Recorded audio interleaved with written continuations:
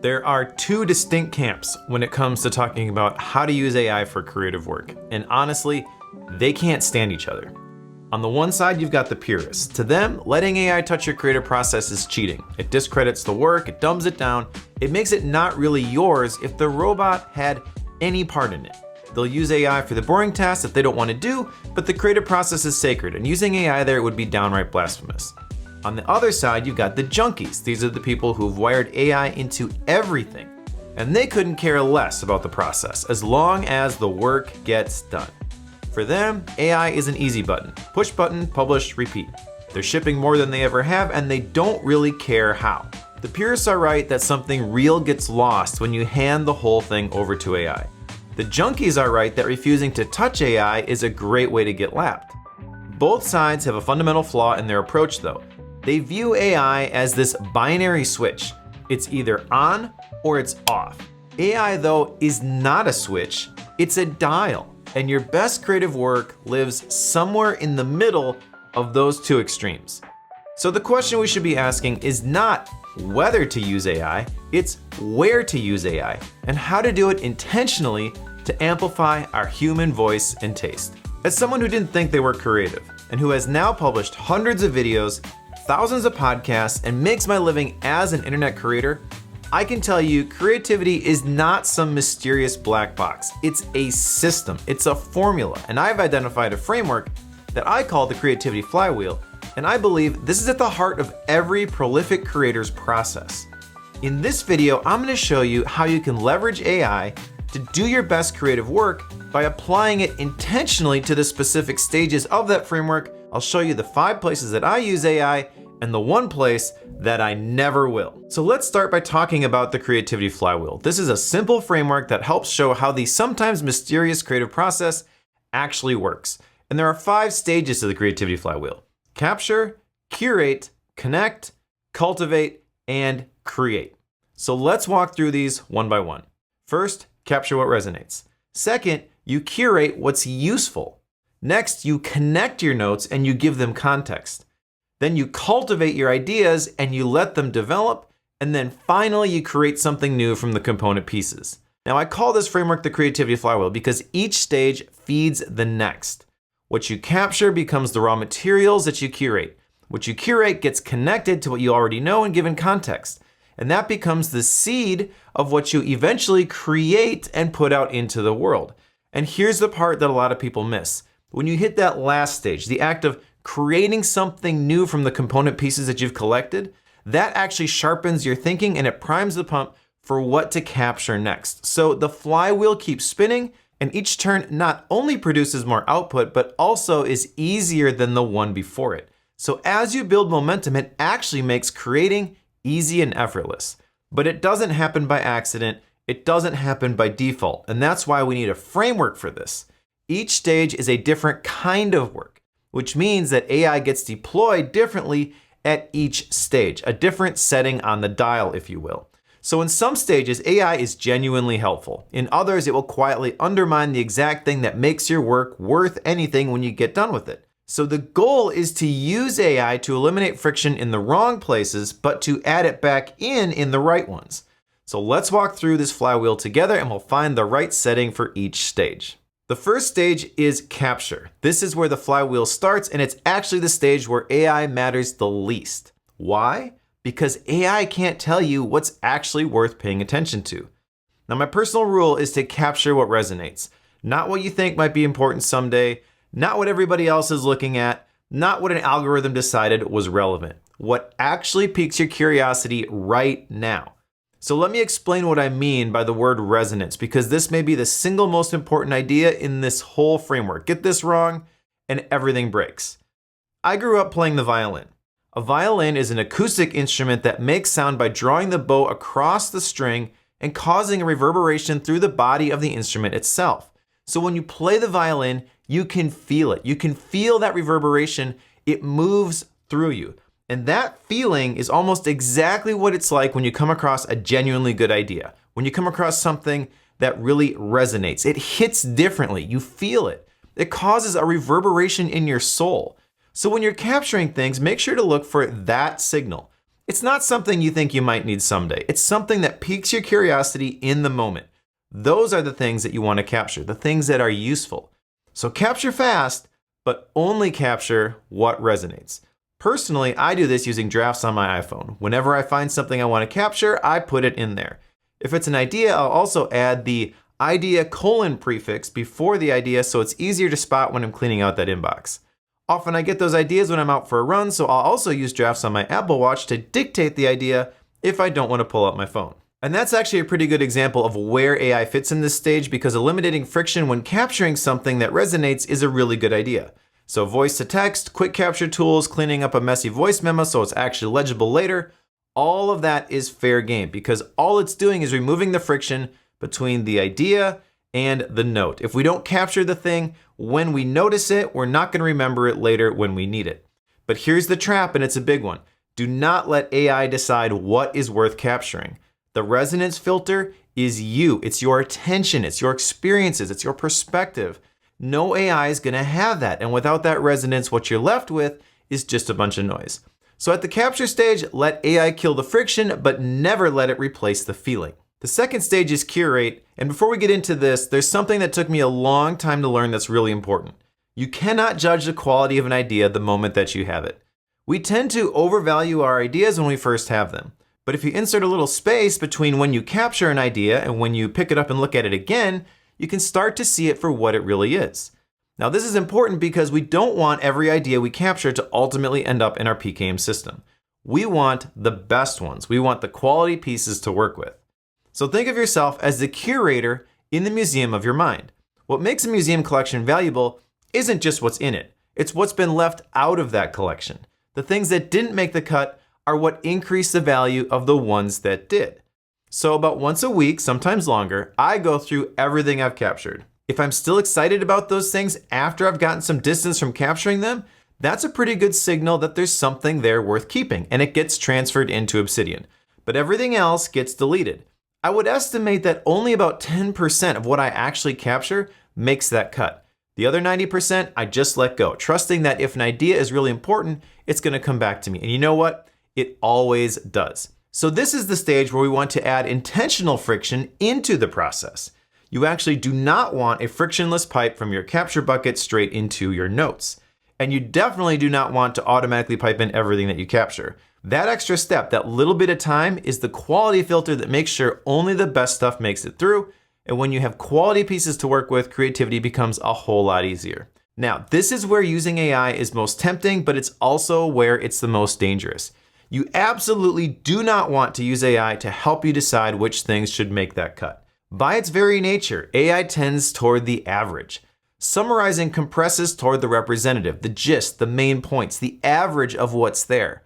That's exactly what a language model is built to do, and it does it really well. But it's what we want to avoid like the plague at this stage of the flywheel. So curating does the exact opposite. It's the hunt for the non-average. It's deciding what stays and what goes. And that, my friend, is taste. You cannot outsource taste. So if you hand curation to AI, you'll get a reasonable, average, forgettable selection of things. You'll keep the expected things, and the weird, specific, surprising notes that are actually the seeds of original thinking are the first to get filtered out. And you'll continue to struggle to write anything worth reading as a result. Now, there is one place where AI helps you here though, and that's resurfacing old captures so you can rejudge them with fresh eyes.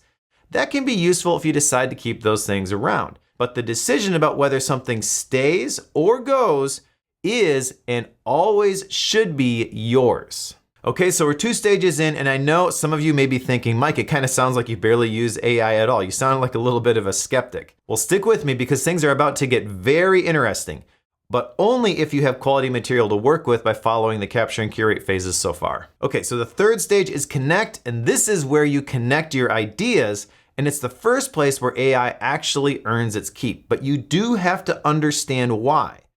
So in his classic book, How to Read a Book, Mortimer Adler describes 4 levels of reading. The highest one is one that he calls syntopical reading, where you consider an author's arguments in the context of all the other books that you've read. Because no single book contains the whole answer. No one idea is the final word. Let me give you an example. When I was going down the habit rabbit trail, I started by reading The Power of Habit by Charles Duhigg. That was kind of the definitive work at the time, and there's this habit loop that's pretty famous where you have a trigger, then a routine, and finally a reward. I never really liked this, but I didn't really know why until I read Atomic Habits by James Clear, where he interjects a temptation phase, and then all of a sudden it makes a lot more sense. But I still had a question about why sometimes we resist the temptation and sometimes we give into it.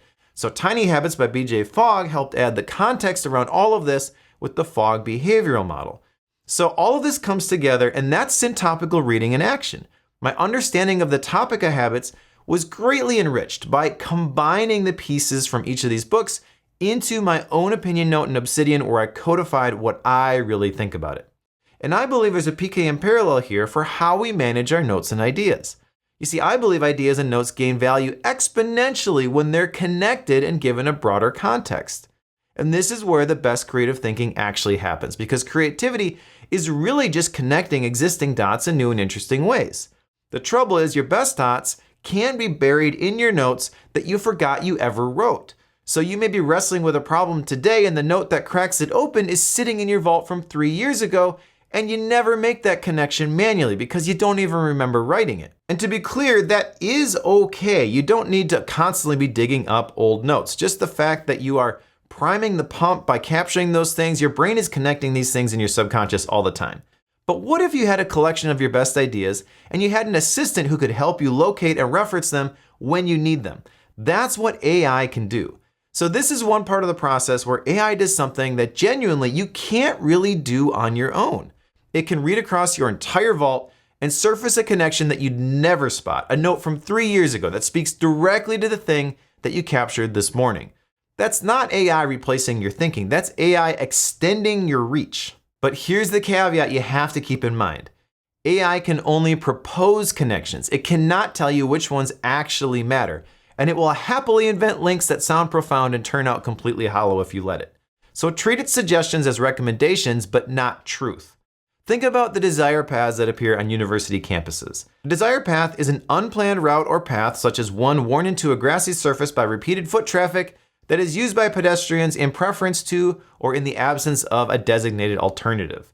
They appear often across large open spaces as the shortest path between 2 points. You'll find them on almost every college campus, much to the chagrin of campus planners. The bottom line is you can't just force your brain to go down a certain path just because it exists, just like you can't force those students to stay on the sidewalk when they're running late to class. Which is why every connection that you make in your PKM system has to mean something to you. Connections are most valuable when they are both limited and intentional. So don't just blindly accept whatever AI happens to surface. And don't let AI or some predetermined folder system determine the structure of your vault either. Decide for yourself what's actually worth connecting and create intentional connections that mean something to you. So think of AI as a research assistant who's read everything in your vault, but has zero judgment about what actually matters, about what's actually important. You're the senior researcher who decides what's worth following up on and what connects to what. So at this stage, go ahead and lean on AI hard, but make sure the connections you end up keeping are the ones that mean something to you. All right, the next stage is cultivate, and this one is important because to get the most out of an idea, you have to give it space. You have to give it time, and you have to give it the right environment to grow. So like a seed, you need to give it that time to develop before you can really see what it is. You can create the right conditions, but you can't force it before it's ready. I believe your PKM system is a greenhouse for your ideas. Once you plant the seeds of those ideas, you have to let them mature before you start to see the fruit. And one of the worst things that you can do for an idea is try to make something out of it before it's had that time to ripen. But when you have a system for developing those ideas consistently, that is less likely to happen because you don't feel that pressure to force that one idea before it's time.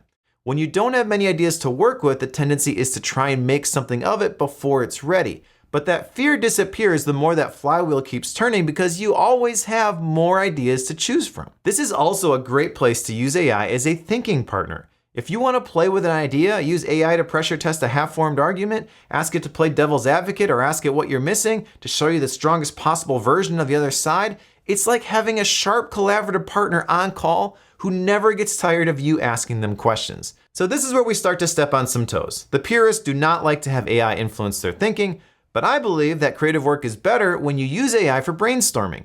Now, there are a couple of ways that I do this. So first, I signed up for a service called vidIQ a while back, and they have some AI tools that are really helpful for exploring topic ideas in your niche. They also have an MCP server that connects to Claude, so I will frequently ask vidIQ for angles on a topic idea. For example, I had a recent video on how I run my whole life out of Obsidian that was an idea that I've been brewing on for years. But it wasn't until I shared the prompt in vidIQ that I figured out the approach that I wanted to take when making that video.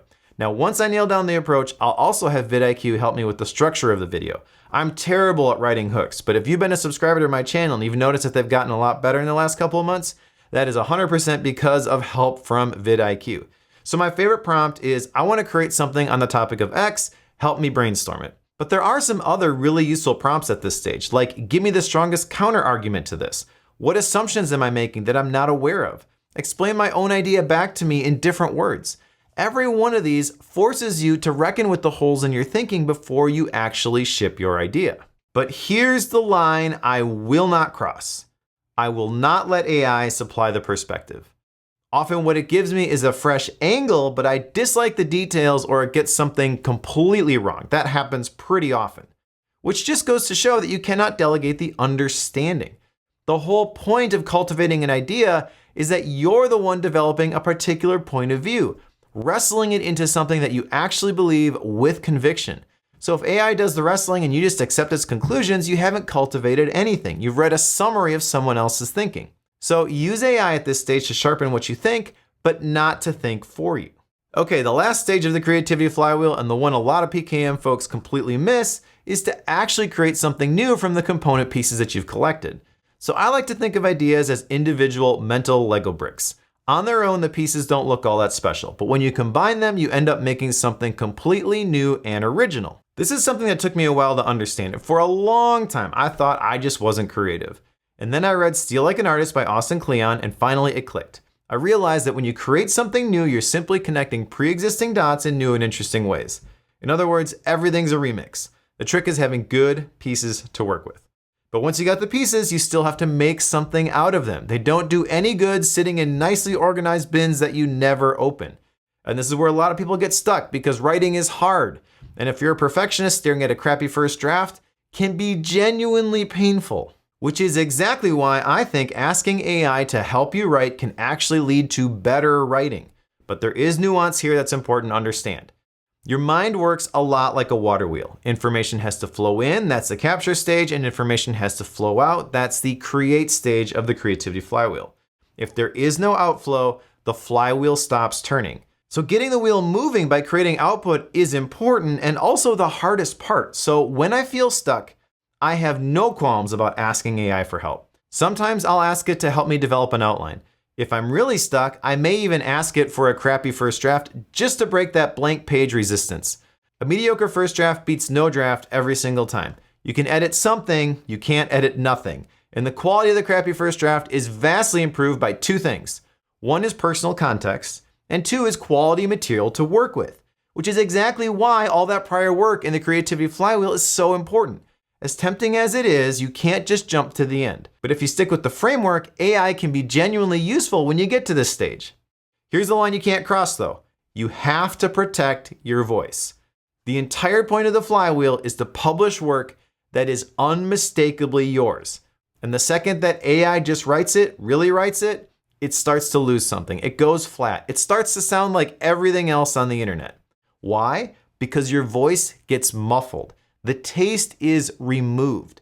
So the trick is to go through whatever AI gives you line by line and to own every single word.